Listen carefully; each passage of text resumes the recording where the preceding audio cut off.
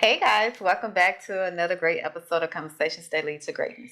Today's topic, we're talking about I don't want a divorce, but I don't want to change either. Okay, sound crazy, but you'll be surprised at how many people say this in their marriage. So today, we're going to shed some light and give you some insight on this, okay? So let's get to it. This is Conversations That Lead to Greatness.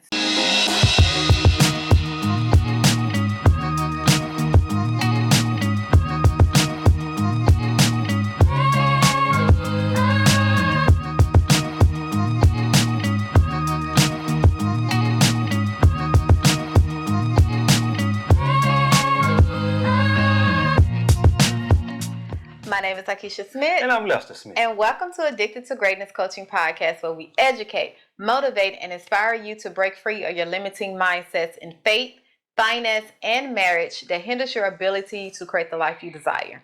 So today we're talking about I don't want a divorce, but I don't want to change either. Okay? Let's go. Let's go. That sounds pretty crazy, don't it? Yeah. So as I think back on that, right? We've been married 14 years, right? And when we were going through our turmoil for the first 7 years or so, I didn't want a divorce, but I didn't want to change either. I wanted to stay the same. This is me, and you gon' pretty much accept me for who I am, or you can get on. Get with the program. Get with the program and get on. And that was the most selfish person that I could be. And my wife was the same way. Oh, no. Let me talk about me. And you talk about you. Okay. Well, let me talk about me. Yes, don't get over here. Yeah, all right. Well, I'll let you get on your side when you ready to get on your side. Well, anyway. Thank you. But I didn't want to change, and I didn't want a divorce, and I didn't want to change either. So how crazy does that sound? But you know what I realized? There's a lot of relationships like that. They don't want a divorce, but they don't want to change either. So if you stay the same person that you are, right? You stay the same person that you are, you're going to end up getting a divorce. So you have to change. And you know what really hit me, what really hit home is I really love this woman. I really want to be with this woman for the rest of my life. So why not go ahead and kind of change it up a little bit? You know what I'm saying? Try to figure out what works and, what don't work so I can stay with this woman. Yeah, what you think about that? And the crazy thing with that, I feel like when you say that, it's like you really love this person, right? Mm-hmm. Like you say, you see yourself with them, but I am who I am. Yeah. I feel like you don't see no wrong on yourself. You feel like you have everything together and they need to change. Mm. They need to, change when I'm pointing out to them. I'm good. Yeah. I am perfect in my own, in my own eyes. In my own eyes. And that's what, you're saying. And a lot of times when you really look at it, you're the main one that need to change because it's something that you are nitpicking at that's causing the problems in your marriage, right? So I look at it as this. With me, I did not want a divorce at all. But I was like, I didn't know what I needed to change, basically. Because the way he was saying, okay, you need to do this, you're doing this. I took that as a trigger because you're pointing at me. Like you're now judging me because you're not perfect. So when I then go back and say, hey, well, what about this? You do this and you do that. You need to change this. And it's always like, well, I'm good. I'm perfect. And that made me not be receptive to what you're telling me to change. Mm-hmm. So at that point, I realized that, okay, Keisha, I'm tired of arguing. If y'all watch some of the previous episodes, I was the one that wanted that drama early on in our marriage. And I don't even know why I craved it because I'm so peaceful. That's crazy. I told you what it was already. Oh, well, yeah. We talked about that the other day, them dang on reality TV shows. Yeah. So hey, that's toxic. It's toxic to your relationship. Yeah. And it's crazy because I got tired of arguing. I got tired of going back and forth, and then I started shutting down. Mm-hmm. Once I started shutting down, I started talking to myself. Well, let me take a look at myself. I don't want this divorce, and if I don't do something about me, I'm gonna end up in divorce because he's got one foot out the door. Mm-hmm. Okay, let's be honest. You was out the door. Yeah. And I was like, oh my God, if this boy leave me, I'm gonna be just devastated. I'm not gonna know what to do in that sense. Yeah. So I started looking at myself. like, what do I need to do? And I had to change. Mm-hmm. So if you don't want a divorce and your spouse is telling you, hey, I'm not liking this about you. I don't like when you talk to me this way. I don't like when you do this or do that. Man, listen, you got to do what you got to do to keep your marriage together. Mm-hmm. It ain't about, nobody is perfect in a marriage. Everybody should be changing perpetually on a continuous basis. Everybody have to change. Yeah. And let me say this. When we figured out this I'm gonna tell you one of the top probably 3 things, probably number 1. When we figured out that we're put here to serve each other, that's when everything changed. We're put here to serve each other. And if we're put here to serve each other, then it's not about you. It's not like they say, it's not about you, boo. It's not about you. It's about her. Okay? It's about the kids. You know, serving the kids, serving my wife. Wife comes first, then the kids. You know, it's like let me say this. If you put that first and foremost in your mind, your whole relationship gonna change.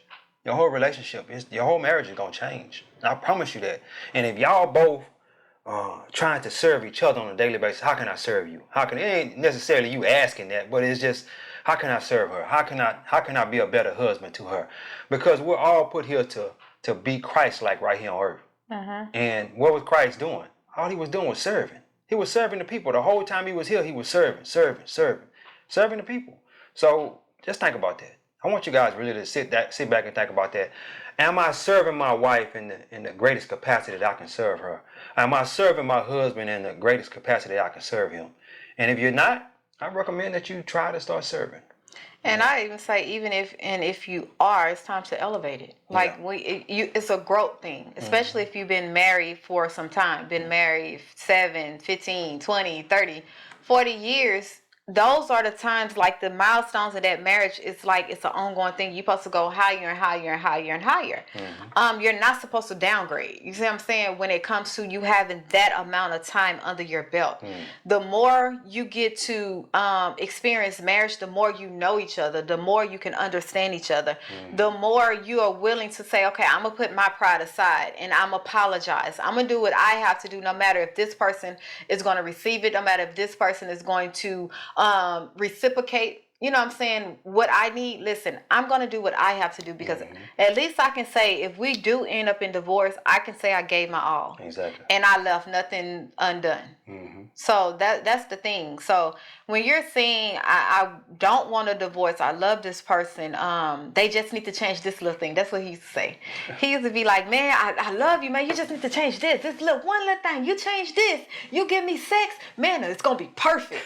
So then I started giving you sex. Then it became, man, look, if you start, it's an ongoing thing. Nothing is perfect. So even if a person say, hey, if you fix this one thing, our marriage is gonna be perfect. Once you do that, it's gonna be something else that come up. You see what I'm saying? So you would never just have this perfect marriage where nothing is a problem. You know what I'm saying? So yeah. You gotta be willing to change ongoing. As they point out the flaws, and a lot of times you know your flaws. You know what you know your mouth. You know your temper. You know your emotional abuse, physical abuse. You know what you do. Well, I ain't gonna go with that physical abuse. Well, no, it's a lot of people. It's y'all physical. Putting y'all hands on each other. Hey, we ain't gonna do that. In 2024, we're gonna stop that. Stop it at the door. Stop it at the door. We ain't gonna put our hands on each other. I shouldn't have to put my hands on you, and you shouldn't have to put your hands on me. To love you? No. You going back to slavery days. You get to doing that. Right. I'm serious. I got to whip you to let you know that you ain't. But they didn't love the slave. They didn't love them. No, I got to whip you to let you know that I don't like what you're doing. You need to do better. Huh? That's basically what they whipping them for. You gonna do what I tell you to do, or you gonna get this whipping. Yeah, but guys, and the thing about it is, the stuff that we were fighting over, and the stuff that we were about to get divorced over, it wasn't even worth the divorce. It wasn't even worth the divorce, because we didn't have no money problems. I was making plenty of money, so it's the little small knickknacks. I might have left the cabinet doors open, and she didn't like that. Instead of her just going, close the cabinet doors, I got him, and move on, keep moving, and don't come tell me, hey, I had to close the cabinet doors for you and all that. No, man, just I did something for you the other day. You didn't even know I did it. Yeah. You know what I'm saying? Yeah. So, little knickknacks like that.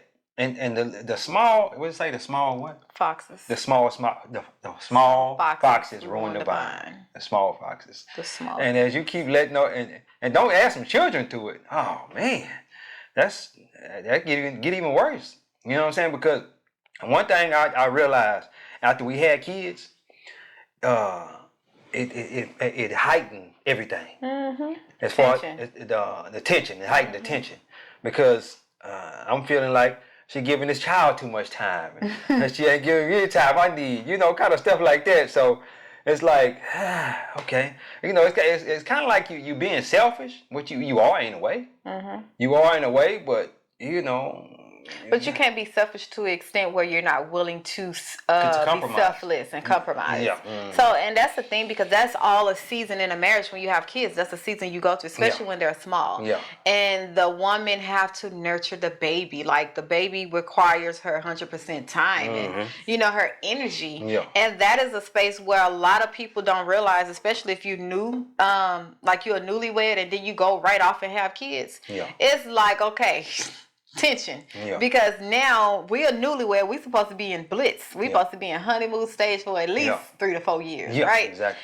And now this wife then took all that energy and time and nurturing and giving it to her child. Mm-hmm. So then, or even if you done had the baby and then get married after you had the baby, you know what I'm saying? Yeah, exactly. Yeah. But it's go to that child, and then it leave the man or the husband feeling left out, feeling you don't care, you don't love me. Mm. No, it's not that. It's just a season right now, sir. Put your selfishness aside and understand that now I'm in a season of being a mother. Mm-hmm. I have to nurture this child because, for one, we agreed to have this child. So that comes with the agreement, right? Mm-hmm. So it's putting yourself aside for this season and then recognizing that, okay, it's coming to an end and now I need to get back into where I was. Because that's what I think a lot of problems happen, where we take on that mother role and we don't know how to let it go. Yeah. We take it on and go full dive head in. Yeah. And we mama. Forget all about that. And forget about being a wife. Yeah. Forget about, you know what I'm saying? Yeah. So, yeah. Yeah, with our first child, it was rough. It was rough. And the reason I say that is because we went 10 years before we even had a child. And if you haven't had kids yet, I recommend you wait. Mm-hmm. You wait. Like everybody going to be asking you, when y'all going to have a baby? When y'all going to have a baby? Wait. We waiting. We waiting. We chilling. We enjoying each other. Yeah. Because once that baby hit, ooh man. It's especially if you already having problems. Oh man, everything gonna heighten. And then when the baby came, neither one of us really knew how to handle that. You understand that because we were both being selfish because we wanted each other to ourselves. You know what I'm saying? And now we got to share each other with that baby. You know what I'm saying? So it's like, oh man, what do I do? Mm-hmm. What do I do? I know. So when the second baby came, it was a lot easier. Yeah. It was a lot easier because we both already knew what to expect. We knew what to expect, and it was like, the only thing that I didn't like with the second baby is the baby stayed in the room with us a little bit too long. I was like, and my wife was like, well, we ain't having another one, so she could stay here a little bit longer. I'm like, no, she needs to go. So she stayed there with us about a year. Mm-hmm. That can cause a wedge in your marriage too, so you got to be careful with that. I recommend that you put your baby in the crib 4 to 5 months. For the first one, we kicked out the room about 4 months because she was hollering real loud. One night, I say, no, that ain't it. We done. So we kicked out the room. I don't know what happened with the second one. I think I was working more. And because I was working more, because you got that guarantee. Yeah, I had a job where I was working overnight and stuff like that. So she had the baby in the room. So the nights when I would come home and be at home, the baby in the bed, I'm like, man, come on, man. Oh, you gonna sleep upstairs? Yeah, I'll sleep in another room because I was like, no, I can't do this. But yeah. What you gotta say about that? That's it. I mean, when you don't want a divorce, but you don't want to change, that means you do want a divorce. Yeah. Like if you're not willing to change, if you're not willing to grow, and here's how when we say change, we mean grow. Okay, because anytime you change and you growing is something. Okay. If you're not willing to grow with your marriage at whatever stages it's at or is in, you're gonna lead to a divorce. Mm-hmm. Like you just can't sit here and say, when you met me, I'm this person, I'm gonna forever be this person till the day I die. Like, that's the dumbest thing you can ever say. Yeah. Period. I don't care if you're married or not. I am who I am. It's dumb. Like, you met and got married at 20, and now you 40 and you still the same 20, like you still think you the same 20-year-old. Your same ways, your thought pattern, your attitudes, the way you think is still the same as you was at 20. Like, that don't make sense. No. So so you have to understand that marriage, you have to grow together. Perpetual growth. Yes, and y'all are growing together. Y'all are evolving and changing together. And then as you become this new person, y'all have to relearn that person. Like, he had to relearn who I am now. Hell, I had to learn her. So if you yourself have to learn who you are, what you think your spouse? Yeah, you're not gonna be the same person at 20, 25, 30, 35, 40. You're gonna continuously keep changing. Yes. We're all changing. Yeah. Yes, and you have to be okay and learn that. Now, I'm not saying if a person is just growing and being mean and emotional abuse and all, like, they grow towards the negative side of it. Now, I'm not saying it. I hope that's common sense, I would think. Yeah. But a person changed and they bettering themselves. You know, they know how to shut up. I don't like shut up. They know how to be quiet, and they know that everything doesn't require a response. You know, they're, just peaceful. Yeah. Back when they was 20, they was rah, rah, rah. Now they in their 30s and 40s, they're peaceful. Yeah. Grow with that. And if you still want that chaos at that age, maybe it's not them, it's you. Yeah. They care because they peaceful. If they know if they go rah, rah, rah, they're going to end up in divorce because I'm going to go off. Yeah. So let me be peaceful, and then you take that and learn, hey. And let me say this too. If you really want change in your relationship, change in your marriage, go on a personal development journey. You may start it by yourself. I started it by myself. In 2020, I started it by myself. And I would be watching all these videos and reading these different books and, different stuff like that, watching these different YouTube videos, all on personal development, trying to be better, do better, and have better. And as I started to evolve and learn this information and stuff, and I was sending this information to her, she didn't jump right on it. She was like, I don't want to see that. She didn't necessarily say I don't want to see it. She just didn't watch it. And I was like, did you watch the video? I said, nah, I ain't watch it. It wasn't until we got in the car and was headed to Austin. And I started listening to Dr. Miles Monroe. And she's like, who is this? I need to get on him. I'm like, I sent you that over a year ago. Yeah. Probably like 2-3 months. I sent you that a year ago. You know what I'm saying? And you ain't listened to it? She's like, well, send it to me again. And I was like, okay, well, I'll send it to you again. And she got on that, and then she jumped on her personal development journey. I already started mine back in 2020. I thought she might have started hers in 2021, But as we started doing that, oh man, our relationship got so much better. I promise you that. And what happens when we talk about that, like a personal development journey? Something have to click in your head that is better out there. Like, where the place you're in now is getting shaked up. Like, the pandemic came and shook up our stability. Shook up the world. It shook up the world. And it's almost like it turned a switch on, like, man, if this can happen and I'm like this, like, it got to be something better. Like, I can't put all my ducks in one row. Like, I can't stay the same. I need to grow in this. I need to learn, because if this happened again, I don't ever want to be where I was at when it happened.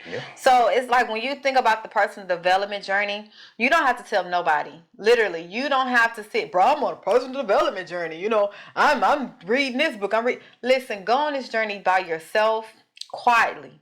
Okay, and the reason why I say quietly, because it's going to be some things that it's going to challenge your way of thinking. It's going to make you look at people that you once loved sideways. Your mother, your father, your grandpa, whoever raised you, teachers, the school system. It's going to make you look at a lot of things sideways, because now you're coming into this information, you're coming to this truth. Okay, not true, but truth. Meaning it's facts. It can't be changed. This is the truth from the beginning, right? So now you come into this, and now you're trying to reshape your life on what you have now learned. So now you making your decisions, you making your routines, your habits, according to that truth, and you trying to live it out. That's how you get on a personal development journey. That's how you live out and become and change.